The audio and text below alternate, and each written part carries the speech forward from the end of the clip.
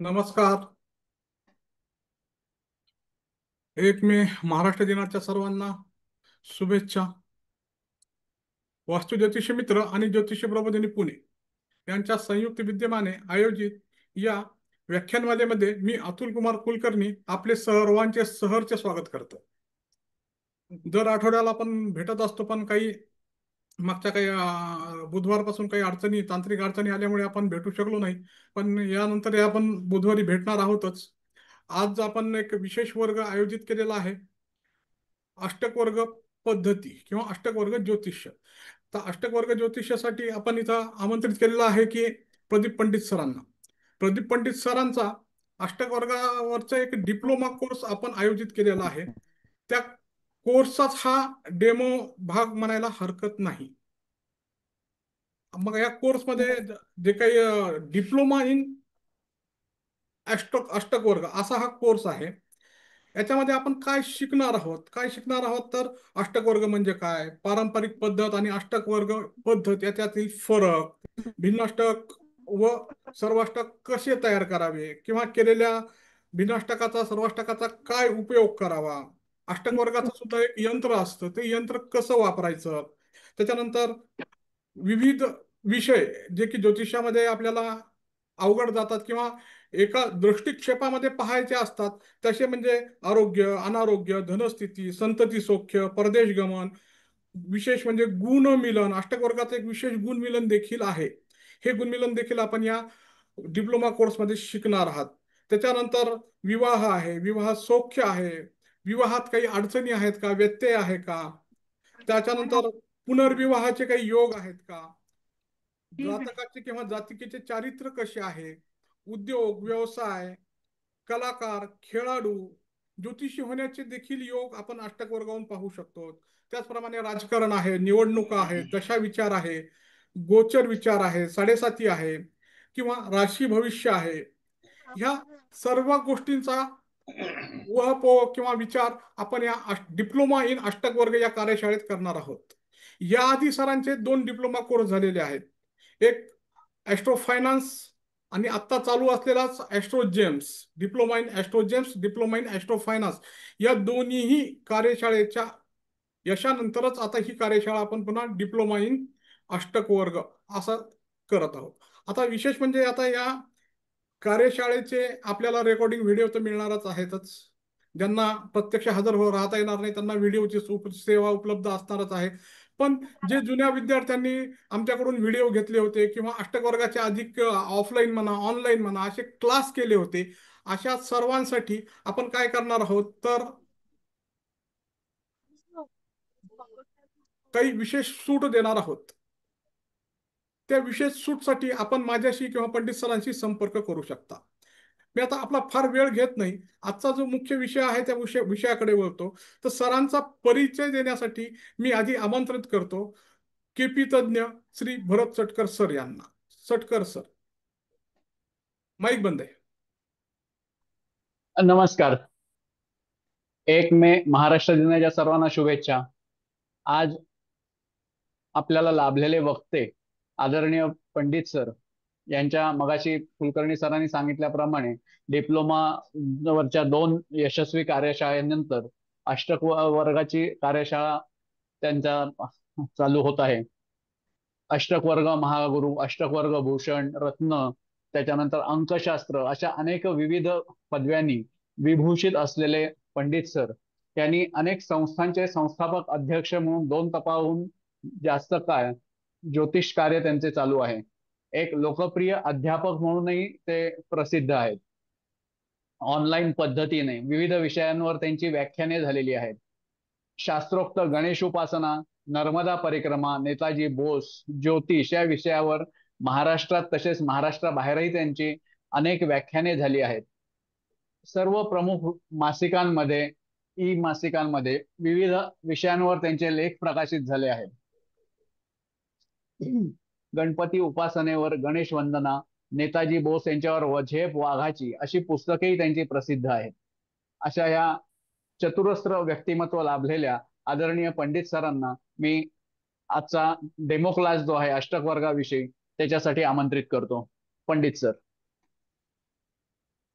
धन्यवाद Atul sir, सटकर sir आणि उपस्थित ज्योतिषप्रेमी बंधू आणि भगिनींनो, तुमचं खास कौतुक म्हणा, आभार यासाठी की आम्हा पुणेकरांसाठी 1 ते 4 ही तर वामकुक्षेची वेळ आणि त्यातून 2ची वेळ म्हणजे तत्किर मध्यरात्रीची वेळ, तरी आपली वामकुक्षी सोडून तुम्ही ते आलात.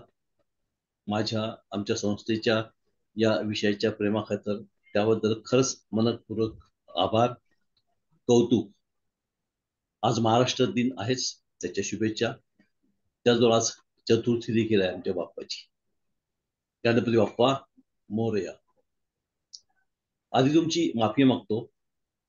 काल बुधवारचं व्याख्यान जवळजवळ निश्चित होतं, परंतु खरोखर म्हणजे आपण जी नेहमी भाषा वापरतो अपरिहार्य कारणास्तव मी खरोखरच एका कामामध्ये खूप अडकलो होतो. लोकांचे फोन पण येत होते की आज व्याख्यान आहे की नाही. त्यांना देखील उत्तर देण्याची माझी परिस्थिती नव्हती, त्यामुळे काल आपलं व्याख्यान झालं नाही. मागच्या बुधवारी देखील अशी एक टेक्निकल अडचण आली होती, त्यामुळे आपला जरा 2 आठवड्यांचा गॅप पडलेला आहे. त्याबद्दल सॉरी.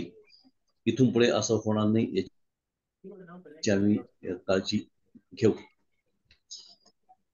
मित्रांनो,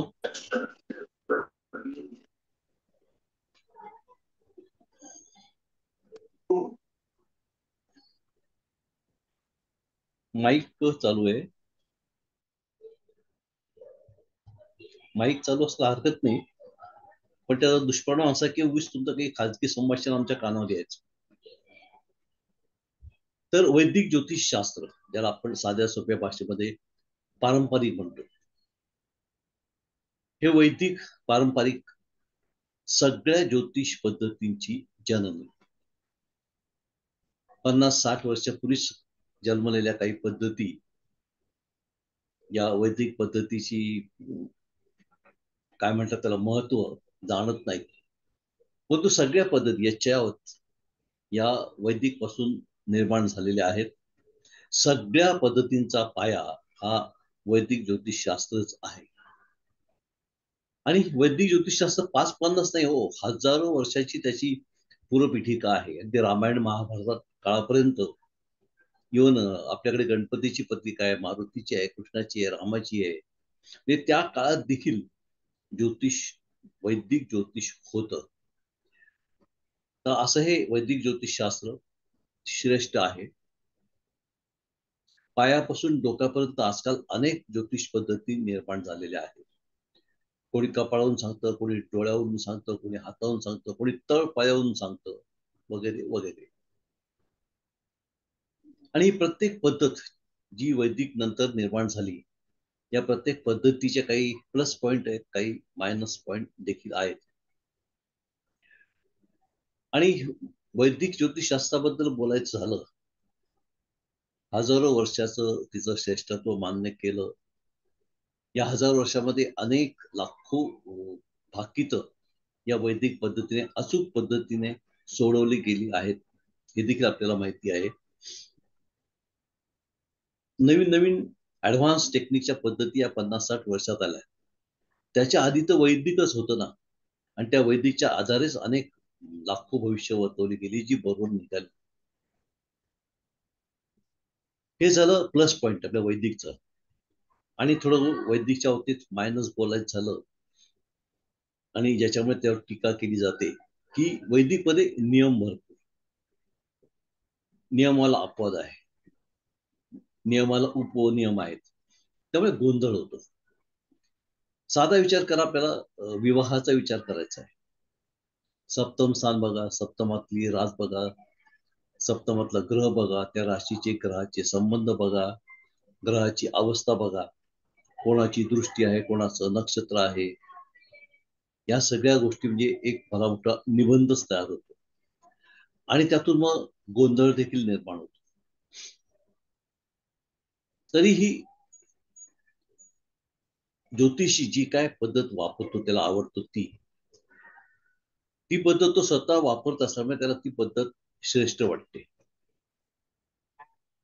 हरकत नाही, आपल्या त्या पद्धतीवर आपलं आईसारखंच प्रेम असतं, मावशीसारखं प्रेम असतं. परंतु आता मी तुम्हाला काही प्रश्न विचारणार आहे आणि या प्रश्नांची उत्तर जर तुम्हाला रोखठोक माहिती असतील तर तुमच्या ज्योतिष ज्ञानाला माझा सलाम. पण या प्रश्नांची उत्तर जर तुमच्याकडे नसतील तर मात्र मला सांगा असं वाटेल की तुम्ही अष्टक वर्गाकडे वळणं आवश्यक आहे. वैदिक ज्योतिषशास्त्र किती श्रेष्ठ असलं तरी काही ठिकाणी मनामध्ये संभ्रम निर्माण होतो. लाखो भविष्य अचूक बरोबर आली आहेत मान्य, पण अनेक भविष्य चुकली देखील आहेत. वाजपेयी परत पंतप्रधान होतील असं देखील सांगितलं गेलं होतं, पण ते तसं झालं नाही.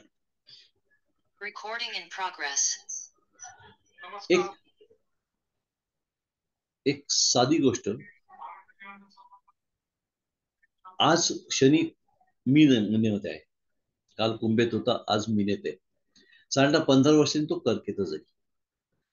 तर कर्क राशी मधला शनी अमुक जातकाला कसा जाईल हे एका सेकंदात सांगणं वैदिक सकट सगळ्या इतर पद्धतींमध्ये शक्य आहे का? 15 वर्षांनी येणारा कर्केचा शनी अमुक जातकाला कसा जाईल हे एका सेकंदात सांगणं शक्य आहे का? बहुतेक तुमचं उत्तर नाही असं असेल. अष्टक वर्गाकडे का वळायचं याची ही एक कारण. अष्टक वर्गामध्ये 15-20 वर्षांनी येणारं गोचर देखील एका सेकंदामध्ये सांगता येतं. आणि अष्टक वर्गाचं वैशिष्ट्य म्हणा, ब्युटी अशी आहे की कमीत कमी वेळामध्ये अचूक असा फलादेश करता येतो. तुम्ही म्हणाल अचूक म्हणजे काय? अचूक यासाठी की अष्टक वर्गामधलं फलित हे अंकांवर अवलंबून आहे. जसं आमच्या काळी 60च्या वर फर्स्ट क्लास असायचा, आता 90च्या वर फर्स्ट क्लास झालाय, 80 ते 90 सेकंड क्लास झालाय आणि 80च्या खाली न बोललेलं बरं. इथे पर्सेंटेज अंक असल्यामुळे आपल्या व्यक्त व्हायला फार सोपं जातं. आता आपण विवाहाचा विचार केला की वैदिक पद्धतीने कोणत्याही पद्धतीने विवाहाचा विचार करत असेल तर किती गोष्टी बघाव्या लागतात. तेच आपण पर्सेंटेज काढून दिलं कुठल्याही पद्धतीने की या पत्रिकेतील विवाहस्थानाला 90+ मार्क आहेत, त्यामुळे आपल्याला जास्त काही निबंध लेखन करण्याची गरज नाहीये. आपण 90 हा आकडा बघणार आणि सांगणार की विवाह सुख आहे. हे उदाहरण दिलं मी. अष्टक वर्गातले अंक गुण हे वेगळे असतात, ते आपण नंतर बघू. आणखीन एक उदाहरण सांगतो, आमच्या अष्टक वर्ग वापरणाऱ्यांचं आवडतं. रामाची कुंडली आपल्या सगळ्यांना माहिती आहे. कर्क लग्न, लग्नामध्ये लग्नेश चंद्र, लग्नामध्ये उच्चीचा कर्केचा गुरु, चंद्रगुरु, लग्नामध्ये गजकेशरी योग, पंचमहापुरुष योग देखील. अशा ह्या गजकेशरी योगातील भाग्येश लग्नात, लग्नेश लग्नात अशा स्थितीतील गुरुची दृष्टी पंचम स्थानावर आहे, सप्तम स्थानावर आहे, नवम स्थानावर आहे. तरी रामाला संततीचं सुख मिळालं नाही, पत्नीचं सुख मिळालं नाही, वडिलांचं सुख मिळालं नाही. असं का? याचं उत्तर वैदिक पद्धतीने इतकं सहजासहजी मिळत नाही, ते अष्टक वर्गात मात्र मिळतं. 7.5 हा एक फार मोठा विषय आहे. नुकतीच मकर राशीची 7.5 संपली, त्यामुळे मकरवाले एकदम खुश झाले असतील. खुश व्हायचं कारण नाहीये, त्यांना मी जरा जमिनीवर आणतो. ही 7.5 आपण ज्याला म्हणतो आणि सामान्य माणूस असं समजतो की 7.5 म्हणजे माझ्या जीवनातील सगळ्यात खडतर, वाईट, भयंकर असा काळ. आणि शनी म्हणजे आपल्या साऊथ पिक्चर मध्ये असलेले बटबटीत व्हिलन. त्यामुळे 7.5 म्हटलं की सगळ्यांनाच धक्का बसतो आणि 7.5 संपली की लोक नाचायला लागतात. पण ज्यांची 7.5 संपली त्यांनी नाचायचं कारण नाही, आणि ज्यांना 7.5 आली आहे तथाकथित त्यांनी घाबरायचं कारण नाही. मोदी जेव्हा पहिल्यांदा दिल्ली सर करायला गेले 2014 मध्ये, तेव्हा त्यांना 7.5 होती आणि नंतर त्यांचा सगळा पुढचा प्रवास, प्रगतीचा प्रवास हा 7.5 मध्ये झालेला आहे. मग ती त्रास देणारी 7.5 मोदींच्या बाबतीत कुठे गेली? बऱ्याचदा मित्रांनो 7.5 वगैरे काहीही नसतं, उलट गुरु चांगला असतो, भाग्यात असतो, करकेचा असतो, तरीही माणसाचे हाल हाल असे होत असतात. मग या 7.5चं काय करायचं? घाबरायचं का नाही घाबरायचं? तर ही जी आपली पारंपरिक पद्धतीने आपण 7.5चा विचार करतो, अष्टक वर्गामध्ये 7.5चा विचार वेगळ्या पद्धतीने केला जातो. ही पारंपरिक 7.5 आम्हाला अष्टक वर्गाला मान्य नाही, आणि त्यासाठी आताच मी तुम्हाला मोदींचं उदाहरण दिलेलं आहे. त्यामुळे माझा प्रश्न असा आहे की 7.5 खरंच असते का? त्याला घाबरायचं का नाही घाबरायचं? आपण ऐकतो की शनी मंगळ हे पापग्रह आहेत, गुरु शुक्र हे शुभ ग्रह आहेत. कोणत्याही पुस्तकामध्ये, कुठल्याही व्याख्यानामध्ये, लेखामध्ये तुम्हाला असं नियमबद्ध पद्धतीने सांगण्यात आलं आहे का की शनी मंगळ या कारणामुळे पापग्रह? आपण ऐकलेलं आहे, वाचलेलं आहे की शनी मंगळ असं असं वाईट करतो म्हणून तो पापग्रह आहे. तो असं वाईट करतो म्हणजे त्याच्या कामावरून आपण त्याला स्टॅम्पिंग करतो की तो पापग्रह आहे. पण हा पापग्रह का? याचं उत्तर मला तरी आजपर्यंत 25 वर्षामध्ये कुठे मिळालेलं नाहीये. कोणाकडे त्याचं उत्तर असेल तर मला जरूर पाठवा. मी आनंदाने त्या व्यक्तीचे आभार मानेन. पण शनी मंगळ पापग्रह का आहेत, गुरु शुक्र शुभ ग्रह का आहेत, याचं उत्तर वैदिकमध्ये मिळत नसलं तरी आमच्या अष्टक वर्गामध्ये त्याचं उत्तर आहे. अष्टक वर्ग शास्त्रीय आहे, बिनचूक आहे.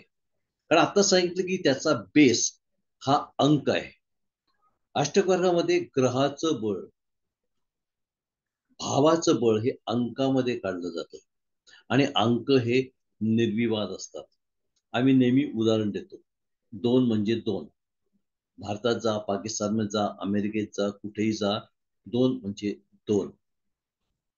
आत्ताच माझं हे भाषण चालू आहे, हे चांगलं झालं का वाईट झालं, तुमची मतांतर नंतर असू शकतात. काहींना आजचं माझं हे भाषण आवडेल, काहींना आवडणार नाही. काय म्हणतील ठीक आहे.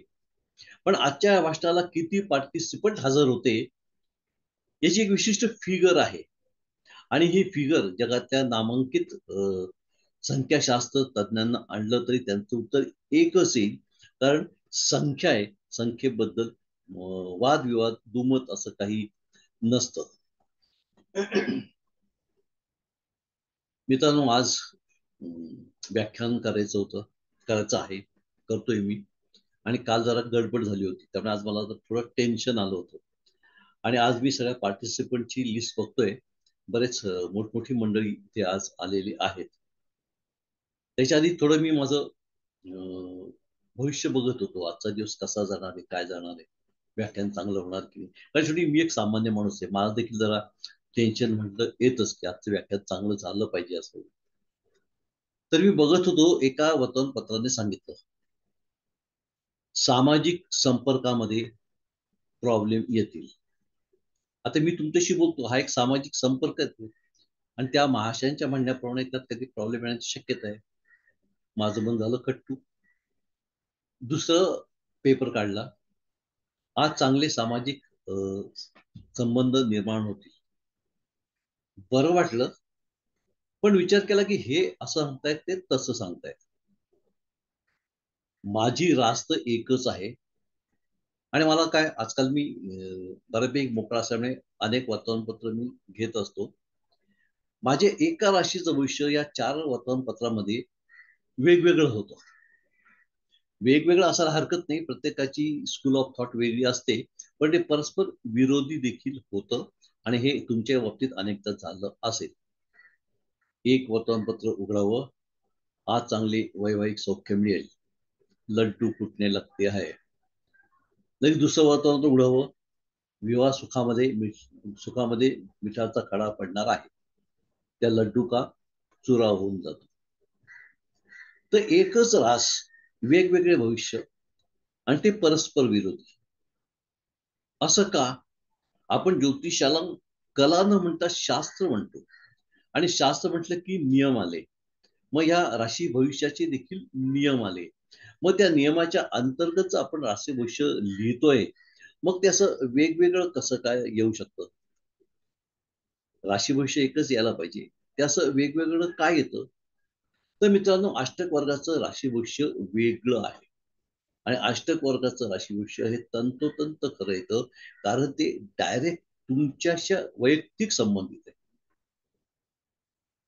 आपण हे जे सोकॉल्ड राशी भविष्य म्हणतो, त्याचं नावच राशी भविष्य आहे. आणि रास म्हणजे काय आपल्याला माहिती आहे, आपण सगळे जाणकार आहात. आपला चंद्रच्या राशीत आहे ती आपली रास, आणि ह्या राशीवर आधारित ही सगळी भविष्य असतात. दैनंदिन वर्तमानपत्रातील म्हणा किंवा साप्ताहिक, मासिक, वार्षिक, या सगळ्यातली. थोडक्यात ही भविष्य चंद्रावर आधारित असतात. अष्टक वर्गात असं म्हणणं की जीवनामध्ये ज्या काही घटना घडतात, चांगल्या वाईट लहान मोठ्या, त्या घडण्यामध्ये मूळ आपले 7 ग्रह, रवी ते शनी प्लस लग्न 8व, 7 ग्रह प्लस लग्न इज इक्वल टू 8, अष्टक. आणि वर्ग म्हणजे अँगल. कोणती घटना घडणार, हे 7 ग्रह आणि 8वं लग्न मिळून आपापल्या कॅपॅसिटी प्रमाणे, ही कॅपॅसिटी देखील अष्टक वर्गाने त्यांना डिफाईन करून दिलेली आहे, तुझी लिमिट इथपर्यंत. तर प्रत्येक हे 7 ग्रह आणि लग्न मिळून जीवनातली लहान मोठी चांगली वाईट घटना घडवत असतात. एकटा चंद्र एकटा शनी नाही. त्यामुळे 7.5 सुरू झाली आहे. समजा शनी तुम्हाला त्रास द्यायला आलेला आहे, मग अशाच गुरु काय हाताची घडी घालून बसलाय का? किंवा भाग्यातला कर्केचा गुरु तुम्हाला भरभरून द्यायला आलेला आहे, मग मंगळ शनी त्याचे पाय खेचणार नाहीत का? थोडक्यात राशी भविष्य फक्त चंद्रावरून आपण बघतो का, इतर ग्रहांचं का? त्यामुळे काय होतं, हे राशी भविष्य जनरल होतं. कधी त्याचं आपल्याला प्रचिती येते, कधी प्रचिती येत नाही. त्यामुळे आपण वाचायचं म्हणून ते वाचतो.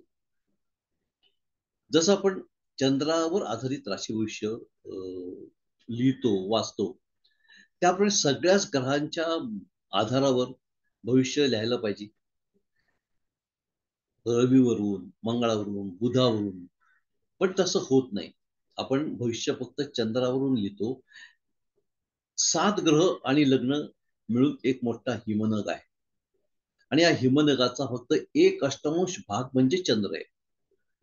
म्हणजे आपण भविष्याचा विचार करतो 1/8 कॅपॅसिटीने, बाकी 7/8 कॅपॅसिटी आपण बघतच नाही, जी अष्टक वर्गामध्ये बघितली जाते. ठीक आहे, चंद्रावरून आपण भविष्य लिहितो, वाचतो, वगैरे वगैरे. चंद्राचं आणखीन एक महत्व आहे, चंद्रावरून आपण एक वेगळी कुंडली देखील करतो, चंद्र कुंडली म्हणतात त्याला. आश्चर्य म्हणजे उरलेल्या 6 ग्रहांची आपण कुंडली बनवत नाही, वाचत नाही. चंद्राची मात्र एक वेगळी कुंडली आहे का? परत तोच प्रश्न, आपलं प्रारब्ध, नशीब, डेस्टिनी वगैरे फक्त चंद्र ठरवतो का एकटा? सगळेच ग्रह ठरवतात ना अष्टक वर्गाप्रमाणे, 7 ग्रह प्लस 8 लग्न. मग जशी आपण चंद्र कुंडली मांडतो, तशा या 7ही कुंडल्या मांडायला नको का? जसं आपण चंद्रावरून भविष्य बघतो, तसे 7ही ग्रहांवर भविष्य बघायला नको का? आपण ते बघत नाही. मग त्यामुळे आपण तोंडघशी पडतो. जातकाला ज्योतिषाची प्रचिती येत नाही, शास्त्र बदनाम होतं. आणि हे टाळायचं असेल तर आपल्याला अष्टक वर्गाची कास करणं फार आवश्यक आहे. वैदिक पद्धतीने आपण ज्या काही गोष्टी बघतो, त्या सगळ्या गोष्टींचा विचार अष्टक वर्गामध्ये केला जातो, तोही अंक या स्वरूपात. त्यामुळे कमीत कमी वेळामध्ये आपल्याला बोलता येतं. अष्टक वर्गामध्ये काय नाहीये, तुमच्या शरीरासंबंधीचे सगळे विचार आहेत. आरोग्य, रोग प्रतिकार शक्ती, तुमचा कोणता अवयव वीक आहे, तो कधी वीक होणार आहे. थोडक्यात शरीरासंबंधी सगळा काही विचार अष्टक वर्गामध्ये होतो. तुम्ही म्हणाल त्यासाठी तर आपल्याला लॅब रिपोर्ट मिळतो, ब्लड टेस्ट असते. पण हा लॅबचा रिपोर्ट क्षणिक आहे. तुम्ही लॅबला गेलात, काहीतरी 2-4-5 टेस्ट केल्या आणि तुम्ही लॅबच्या खाली आलात, तर पुढच्या क्षणी या यंत्रामध्ये काय बिघाड होईल काही सांगता येत नाही. ब्लड ग्रुप वरून, ब्लड टेस्ट वरून शारीरिक प्रॉब्लेम समजत नाहीत. या सगळ्या टेस्ट त्या क्षणापुरते असतात. म्हणून अनेकदा आपण ऐकतो, अहो कालपर्यंत चांगला होता, आतापर्यंत चांगला होता, मग अचानक काय झालं. तर अचानक हे आपल्या शरीरामध्ये बदल होत असतात. पण हे अचानक होत असले तरी आपल्या पत्रिकेमध्ये जर आपण चांगल्या पद्धतीने अभ्यास केला, अष्टक वर्गाची मदत घेतली, तर समजू शकतं आपला कुठला अवयव कधी कमजोर होणार आहे आणि त्याची आपण आधीपासून काय काळजी घेतली पाहिजे. अष्टक वर्गाची सगळ्यात मोठी ब्युटी म्हणजे नाते संबंध. मित्रांनो, होतं काय, आपण एखाद्या नात्यामध्ये विचार न करता पुढे निघून जातो. मग ते रक्ताचे संबंध असतील, सामाजिक संबंध असतील, आपले इतर ऍक्टिव्हिटीज असतील, त्या व्यक्तीबरोबर, त्या संस्थेबरोबर, त्या पक्षाबरोबर आपण खूप पुढे निघून जातो आणि नंतर आपला भ्रमनिरास होतो आणि लक्षात येतं की या नातेसंबंधाला काही खोली नाहीये, हे नातेसंबंध खोल आहेत. बाळ ठाकरे असतानाच नारायण राणे, छगन भुजबळ हे बाहेर पडले. 40 वर्ष या दोघांनी त्या पक्षामध्ये राहून त्यांना असं वाटतं मी काय कमवलं, आणि कदाचित बाळासाहेबांनी असं वाटलं असेल की मी चुकीचे शिष्य 40 वर्षाजवळ बाळगले. नंतर 2 ठाकरे भाऊ, 2 अंबानी यांच्यामध्ये काय झालं आपण ते देखील बघितलं. मेनका गांधी आणि इंदिरा गांधी यांचे संबंध बिघडले म्हणून मेनकाला घर सोडावं लागलं. कंस मामा त्या काळात नव्हता, कैसई त्याच काळात नव्हती, आज देखील आहे, फक्त ते आपल्याला ओळखता आली पाहिजे. नातेसंबंध फक्त रक्ताचे नाही, कामगार मालक असे देखील असतात आणि चांगले कामगार मिळाले त्यामुळे फॅक्टरी म्हणा, ज्यांची फॅक्टरी कारखानदार म्हणा, यांची खूप प्रगती होते. टाटा म्हणा, रिलायन्स म्हणा, येथील कामगार आणि मालक संबंध अतिशय चांगले असतात. पण हेच कामगार संबंध बिघडले तर चांगला व्यवसाय खड्ड्यामध्ये जाऊ शकतो.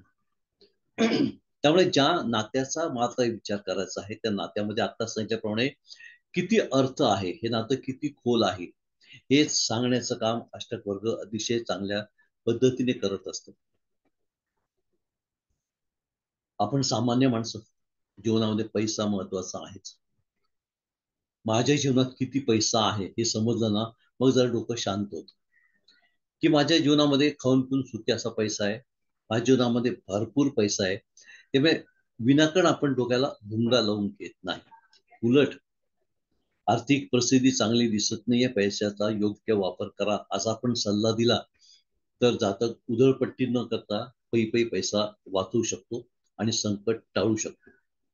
तर माझ्या जीवनात पैसा किती आहे, कसा येणार आहे, वारसा हक्काने येणार आहे का, शेअर्स किंवा तत्सम इझी मनीच्या स्वरूपात येणार आहे, कोणी वर जाता जाता विलच्या स्वरूपात मला पैसा देणार आहे का, किंवा मी जे नोकरी धंद्याच्या निमित्त कष्ट करतोय त्यातून मला किती फायदा होणार आहे, हे सगळं समजणं फार आवश्यक असतं. मित्रांनो, आपण दशम स्थानामध्ये खूप कष्ट करतो, पण नशिबामध्येच त्या कष्टाच्या मानाने कमी पैसे मिळणार असतील तर एक तर ते ऍक्सेप्ट करा, किंवा ही परिस्थिती बदलण्यासाठी काय उपाय उपासनावर करता येईल तो विचार करा. परंतु हे माहीत असणं आवश्यक आहे. दुर्दैवाने मागच्या आठवड्यामध्ये माझ्या 1-2 जातकांकडे मोठी संतती वाचली. म्हणजे मुलगा 40-45 वर्षाचा असताना वारला, तर आपल्या अशा मुलाला खांदा द्यावा लागणं यासारखी दुसरी मोठी ट्रॅजेडी नाही मित्रांनो. तर संतती सुख, पैशाचं सुख तर आपल्याला पाहिजेच आहे, संतती सुख त्याच्यापेक्षा मोठं आहे.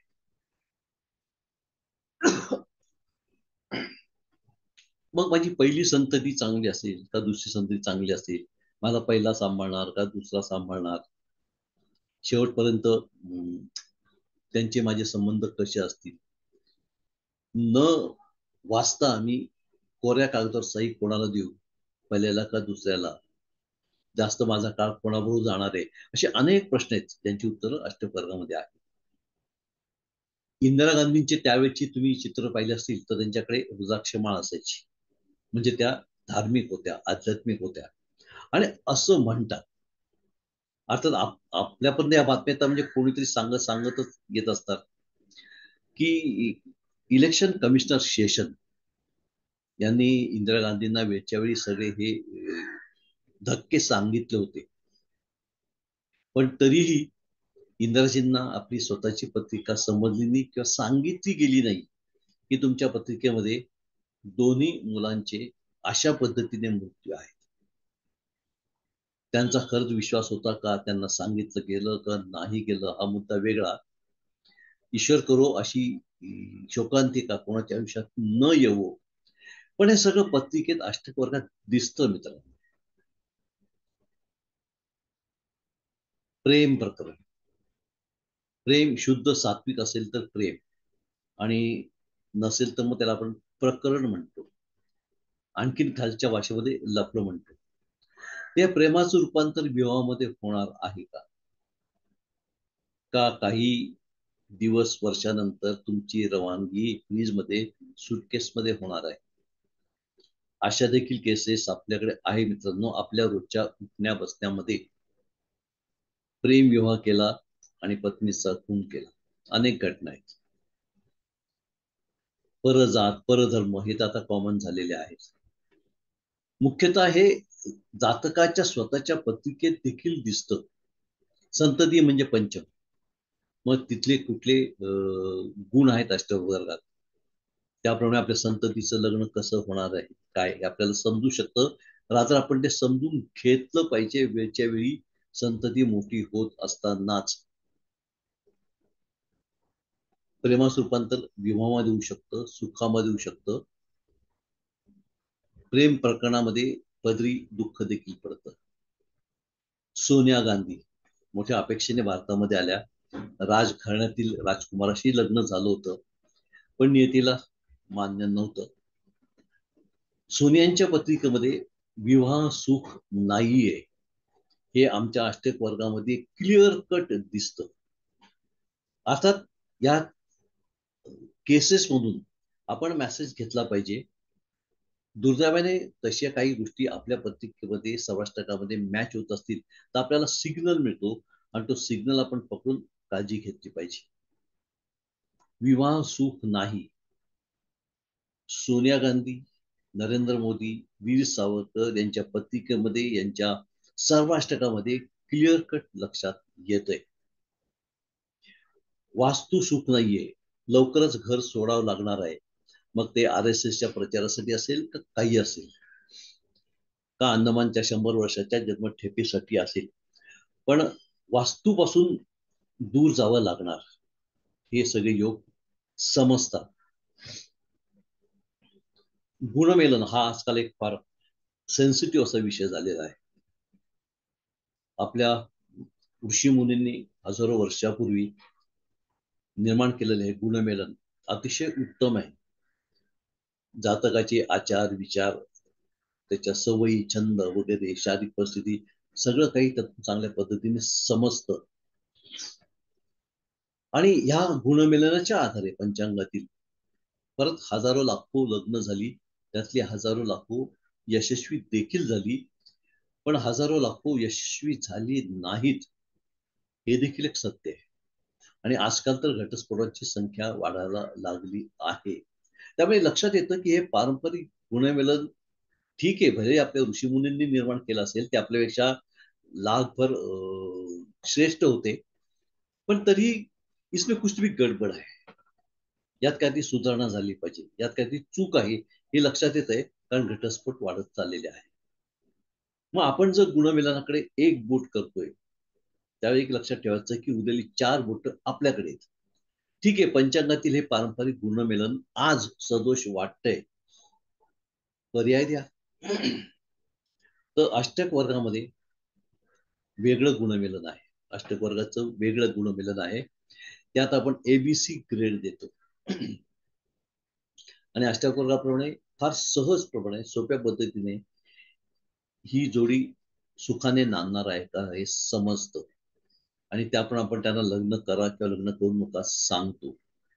अर्थात त्यावेळेस जास्त इमोशनली इन्व्हॉल्व्ह व्हायचं नाही, कारण हे लोक जेव्हा येतात तेव्हा त्यांनी ऑलरेडी काय ठरवलेलं असतं.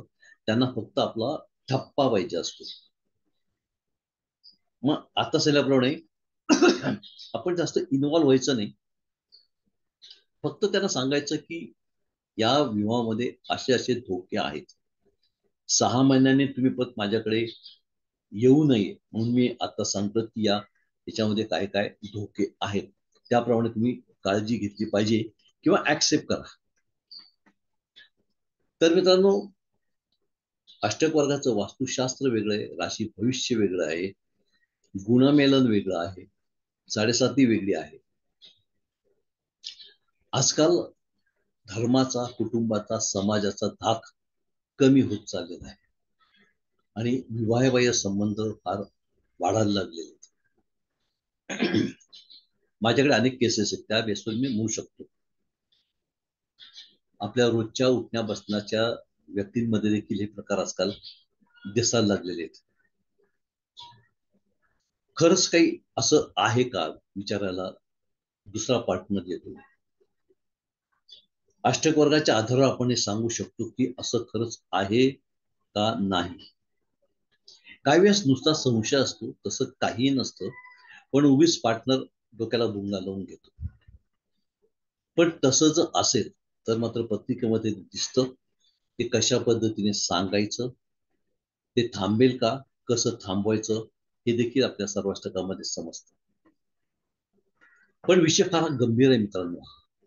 एक तर पती पत्नी मध्ये संबंध असेल तर एक वेळ समजण्यासारखा आहे. बऱ्याचदा इतर नात्यामध्ये देखील असे प्रश्न निर्माण होतात. आपली कठीण परीक्षा असते या विषयावर.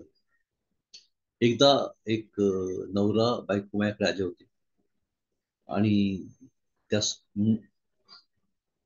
पत्नीचं असं म्हणणं होतं की माझ्या नवऱ्याचे वडील म्हणजे माझे सासरे यांची माझ्यावर वाईट नजर आहे.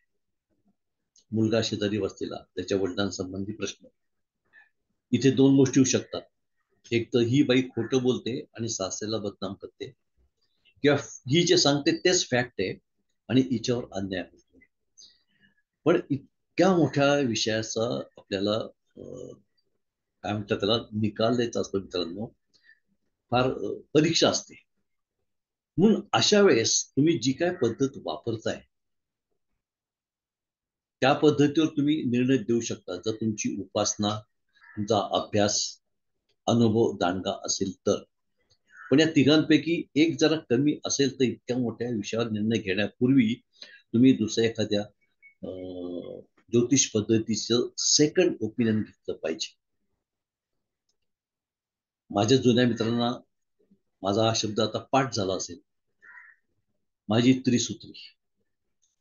पत्रिका आली की आधी मी वैदिक पद्धतीने बघतो, सेकंड इन ओपिनियन अष्टक वर्गाचं घेतो आणि उपाय रत्नशास्त्राचे देतो. तर अशा महत्वाच्या वेळी एक कुठल्या तरी दुसऱ्या पॅथीची आपण सेकंड ओपिनियन घेतलं पाहिजे आणि त्यासाठी अष्टक वर्ग इज द बेस्ट. त्यामुळे तुम्ही देखील एकदा ट्राय करून बघा. मित्रांनो, नशीब सगळ्यांना चांगलं हवं असतं, पण ते नशीब चांगलं सगळ्यांनाच प्राप्त होत अशातली गोष्ट नाही. पुण्यात एक फार मोठे बांधकाम व्यावसायिक एकेकाळी अतिशय खालून वर आले, हलकी सलकी कामं केली, नंतर बांधकाम क्षेत्रामध्ये आले, चांगलं नाव कमवलं आणि जीवनाच्या संध्याकाळी मात्र काय झालं त्यांना माहित. पण तुरुंगात जायची वेळ आली, सगळी संपत्ती सरकारने जमा केली आणि आज तसं म्हटलं तर अक्षरशः रस्त्यावर आलेले आहेत. जीवनाचा झोका कधी उंच कधी खाली. अशीच गोष्ट PV नरसिंहराव यांच्या बाबतीत देखील झालेली आहे. परत अशी ट्रॅजेडी कोणाची न होवो, पण हा तो जीवनाचा झोका जीवनाची सापशिडी आहे ही मात्र आपल्याला समजायला पाहिजे, ती कधी येणार आहे हे समजायला पाहिजे. आणि हे अष्टक वर्गातून समजतं. याच्या लाईव्ह केसेस आम्ही घेतलेल्या आहे. मी कुठली नोकरी करू, धंदा करू, आपल्याला नेहमी विचारलं जातं. आणि ज्योतिषी मोठ्या धाडसाने या विषयावर देखील बोलतात. पण एक त्यांनी लक्षात घ्यावं की आजकाल शिक्षण म्हणा, नोकरीच्या इतक्या पद्धती आता वाढलेल्या आहेत आणि बेसिकली आपल्याकडे मूळ ग्रह 7च आहेत. त्यामुळे इथे आपल्या कॉमन सेन्सला, अनुभवाला, उपासनेला खूप असं महत्व येतं. लागू म्हणा, घाणेकर म्हणा, चला हाऊ द्या म्हटलं तर निलेश म्हणा, शिकले काही वेगळंच आणि करतायत काही वेगळंच. त्यामुळे पत्रिकेतलं आपले ते दशम षष्ट, त्यातली रास, त्यातल्या ग्रहाहून अचूक मार्गदर्शन फार आवश्यक झालेलं आहे. Otherwise wastage of time, wastage of energy, wastage of hopes वगैरे. माझ्या एका नातेवाईकाचा मुलगा मेकॅनिकल इंजिनियर करण्यासाठी पाठवला. त्याला हॉटेल मॅनेजमेंटमध्ये इंटरेस्ट होता.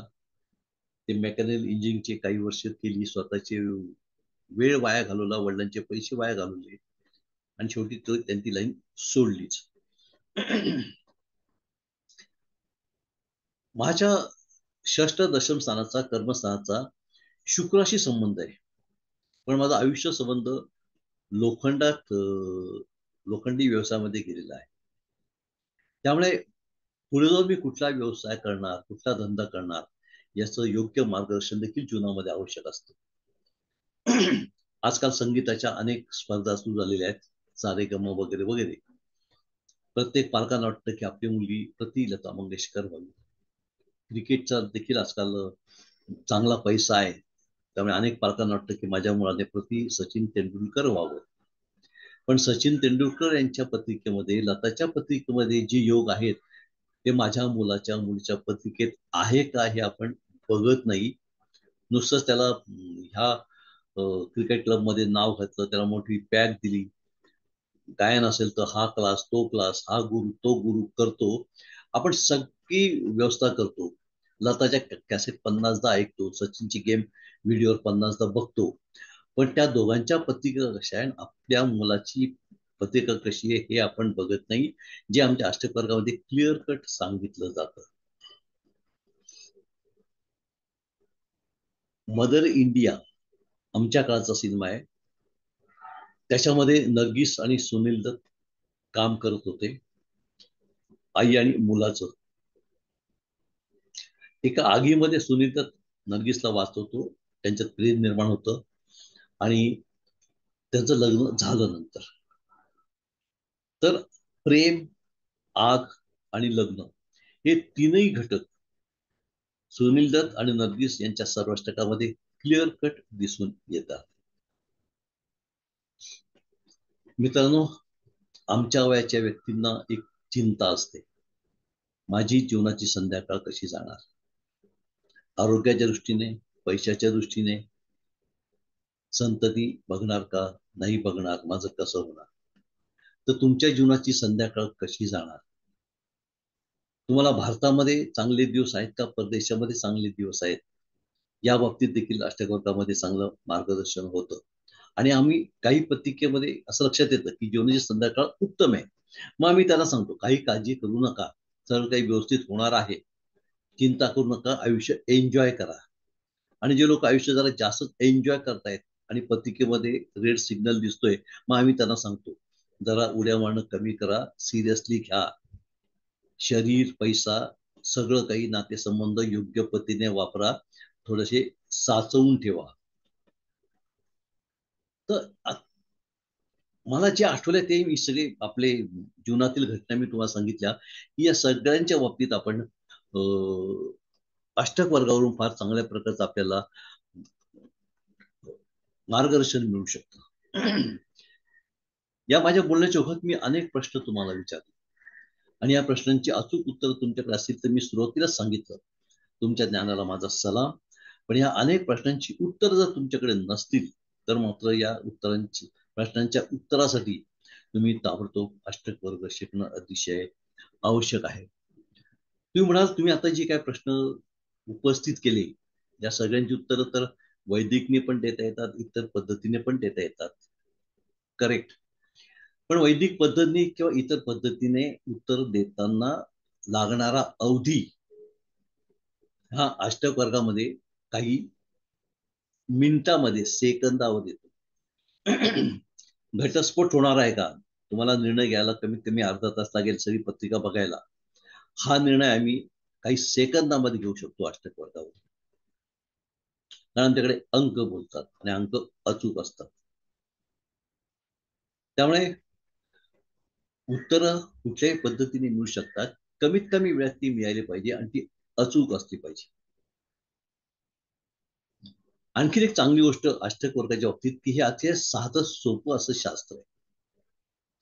एक गमतीचा भाग सांगतो, कोणी गैरसमज करून घेऊ नका. महादेवाने आईसाहेबांना ज्योतिषाच्या अनेक पद्धती शिकवल्या, अमुक तमुक तमुक. आईसाहेबांना काही समजत नव्हतं. आईसाहेब वैतागल्या आणि त्याने अल्टिमम महादेवाला दिला की मला सहज समजेल अशी एखादी ज्योतिष पद्धती सांगा. मग तेव्हा महादेव म्हणाले, कुठल्याही सामान्य माणसाला समजेल त्यांनी म्हणजे मी जो शब्द ऐकला तो फार वेगळा आहे, मी थोडा सॉफ्ट शब्द वापरतो. कुठल्याही सामान्य माणसाला सहज समजेल असं एक ज्योतिषशास्त्रात मी तुला सांगतो, आणि ते म्हणजे अष्टक वर्ग. अष्टक वर्गाचं ओरिजिन असं महादेवापासून चालत आलेलं आहे. साधं सोपं आहे, सहज आहे, आणि डटके किया तर एका आठवड्यामध्ये तुम्ही अष्टक वर्ग एक्सपर्ट होऊ शकता. मग तुम्ही विचाराल की इतकं जर तुम्ही कौतुक करता अष्टक वर्गाचं, तर इतकी दिवस ही पद्धत कुठे होती? आत्मस्तुतीचा दोष पत्करून मी मान्य करतो की अष्टक वर्गाला नावारूपाला आणण्याचं काम अष्टकसरानंतर मी केलेलं आहे. नंतर अनेक पावसाळी छत्र्या उगवल्या, पण तोपर्यंत ही पद्धत जास्त प्रसिद्ध का नव्हती? तर ज्या काळात आम्ही अष्टक वर्ग करत होतो ती पद्धत भयंकर भीषण होती, त्रासदायक होती, किचकट होती, चुका होण्याची शक्यता खूप होती. पण आता सॉफ्टवेअर आलेलं आहे, अष्टवर्गाचं यंत्र आलेलं आहे, त्यामुळे तो किचकट भाग आता गेलेला आहे. आणि या सॉफ्टवेअर पद्धतीमुळे म्हणा, यंत्रामुळे म्हणा, अष्टवर्ग फार सोपं झालेले आहेत. मी देखील गेले 25 वर्ष अष्टवर्ग अष्टवर्गच करत असल्यामुळे अष्टकाचा बऱ्यापैकी प्रसार झालेला आहे. पूर्वी हे किचकट असल्यामुळे कमी वापरलं गेलं. आम्ही गमतीनं म्हणतो, आमच्या काळामध्ये कोणी जातक आला आणि त्याला अष्टक वर्गाप्रमाणे भविष्य सांगायचं असेल तर आम्ही त्याला सांगायचो, बाबा रे तू गोधडी आणली का, तू गोधडी घेऊन आराम कर, झोप काढ, तोपर्यंत मी माझा अष्टक वर्ग तयार करतो. इतका वेळ लागायचा, म्हणून लोकही वापरत नव्हते. पण आता दिवस पालटते, ही पद्धत वापरलीच गेली नाही जास्त. त्यामुळे ज्यांना पैसा, प्रसिद्धी, पद यांच्या पलीकडे जाऊन त्यांनी क्रिएट करायचंय, संशोधन करायचंय, त्यांना इट्स ए व्हर्जिन लँड. भरपूर स्कोप आहे, कारण पद्धतच वापरली गेली नाहीये. मी जरी खूप काही त्याच्यात काम केलं असतं तरी खूप काही करायचं आहे अजून. त्यामुळे कुछ अलग करना चाहते हो तो आ जाओ भैया. मला एक सांगा, महाराष्ट्रामध्ये वैदिक पारंपरिक ज्योतिष जाणणारे किती असतील? 50,000. केपीचे किती असतील? 5,000. अष्टक वर्ग चांगल्या पद्धतीने जाणणारे महाराष्ट्रात किती आहेत? बोटाच्या संख्ये इतकेच असतील. सांगायचा उद्देश की ह्या रस्त्यावर गर्दी नाहीये, जास्त लोक नाहीयेत, आणि ज्या रस्त्यावर जास्त गर्दी नसते त्या रस्त्यावरून चालण्यामध्ये एक वेगळी सहूलियत असते, आणि तुम्ही तुमचा एक स्टॅम्प तयार करू शकता. मला ज्योतिष येतं का, मला अष्टवर्ग येतं का, हा एक वादाचा विषय होऊ शकतो, परंतु माझ्या कपाळावर एक शिक्का आहे की हा माणूस अष्टक वर्गाचा आहे. काही दिवसापूर्वी एक वास्तूचं संमेलन भरलं होतं, त्यात माझं व्याख्यान होतं. सगळे वास्तुशास्त्राचे दुड्डाचार्य तिथे जमले होते आणि माझ्याकडे वेगळ्या नजरेने बघत होते. अरे हा तर अष्टक वर्गाचा माणूस आहे, इथे वास्तूच्या संमेलनामध्ये हा कसं काय? आम्ही उभं राहिलो आणि नंतर अर्धा तास त्यांना दाखवून दिलं की अष्टक वर्गाचं एक वेगळं वास्तुशास्त्र आहे, दिशा आहे, इंटर अरेंजमेंट आहे आणि विथ पत्रिका त्यांना पटवून दिलं. जे दुड्डाचार्य बसले होते त्यांनी जो आ केला तो आ तसाच राहिला. तर मित्रांनो, अतिशय साधी सोपी अशी ही पद्धत आहे. जरूर शिका, इतरांना शिकवा. माझं बोलणं संपत आलेलं आहे. कोणाला काही शंका असतील तर त्या शंकांची उत्तर द्यायला मी इथे आता तयार आहे. आपल्याला अनम्यूट करण्याची फॅसिलिटी दिली आहे. कोणाचे काही शंका असतील, प्रश्न असतील तर आपण विचारू शकता. सर या क्लासमध्ये त्याच्यावर उपाय पण थोडे सांगितले जातील का की काय काय उपाय नाही, पण म्हणजे अष्टक वर्ग हा हा. पारंपरिकचा एक भाग आहे. हम्म. गेल्या 50-60 वर्ष आलेल्या पद्धती कसं स्वतःला असे झटकून काढतात वैदिक पासून की आम्ही वेगळे. अष्टक वर्ग तसं म्हणत नाही. अष्टक वर्ग इज ए पार्ट ऑफ वैदिक. त्यामुळे कुंडली, आपण लग्न कुंडली वैदिकची वापरतो. उपाय हा. उपासना देखील आपण पारंपरिक पद्धतीच वापरतो. ओके. पण आपण उपाय म्हणजे उपासना अष्टक वर्ग पद्धतीने देतो. हम्म. ओके. ठीक. येस.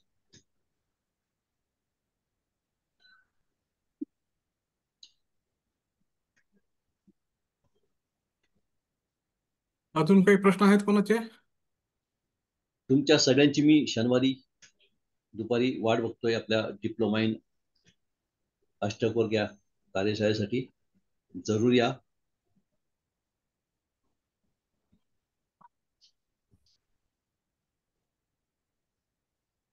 सर बहुतेक कोणाचे प्रश्न नाही आहेत आता. मानसी मॅडम चालेल. हँड ओव्हर केलाय, बोलायचं आहे का काही? नाही सर, मी जॉईन करणार आहे मी सांगितलं. Okay, thank you. थँक्यू. आपले स्वागत आहे. सर एक प्रश्न आजच्या या विचारायचा होता. अष्टक वर्ग श्रीधर कुलकर्णी डेमो बोलतो. क्लासमध्ये मला असं वाटतं की सर्व श्रोत्यांच्या शंकाचं निरसन झालं असेल. म्हणजे कार्यशाळेबद्दलच्या, की कार्यशाळेमध्ये आपण काय शिकणार आहोत, अष्टक वर्ग म्हणजे काय आहे, थोडक्यात तरी का होईना कळालं असेल. या पद्धतीबद्दलची बरीचशी माहिती कळाली असेल. कुलकर्णी सरांनी पुन्हा हात वर केलाय. कुलकर्णी सर, काही बोलायचं आहे का? हो सर, ऐकू येतोय मग आवाज? हो, येतो हो. येतो, बोला. हा सर, नुकताच मी तुमचा तो अष्टकवर्गचा कोर्स केलेला आहे पूर्ण. तर हे डिप्लोमामध्ये वेगळं काय असेल अजून? हे असे डेमो क्लासेस आम्ही पूर्वी देखील केलेले आहेत आणि ज्यांनी आमचे डेमो पूर्वी केलेत, ऐकलेत, त्यांच्या लक्षात येईल की आजचा डेमो हा काही वेगळाच असतो. कारण त्या शिकवणाऱ्याचा त्या दिवशीचा मूड याप्रमाणे थोडाफार फरक पडतो. फार फरक पडत नाही, कारण आम्हाला सिलेबसच्या बाहेर जाता येत नाही. म्हणजे आता असो, 1 महिन्यापूर्वी, 1 वर्षापूर्वी असो, एक सिलेबस तर तेच आहे. परंतु ते सिलेबस फुलवताना त्यावेळेचा एक मूड वेगळा असतो. त्यामुळे थोडाफार फरक पडू शकतो. फार फरक पडणार नाही. पण रिफ्रेशर म्हणून तुम्ही आला तर आम्हाला आनंद आहे. अच्छा अच्छा, चालेल चालेल, धन्यवाद. धन्यवाद सर.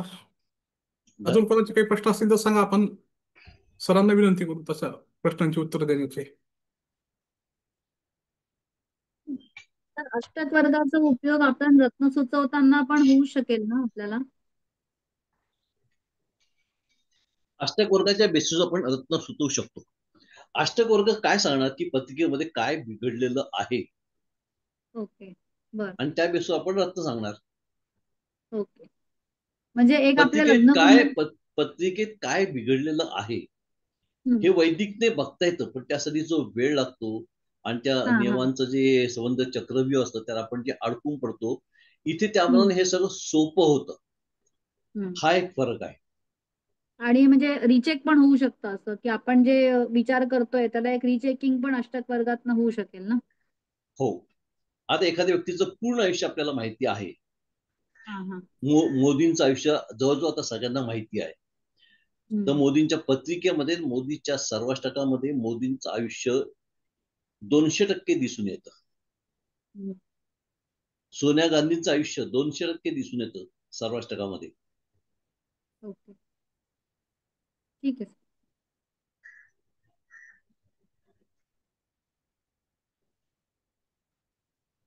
धन्यवाद कुलकर्णी सर, सटकर सर आणि उपस्थित सर्व ज्योतिषप्रेमी बंधू आणि भगिनींनो.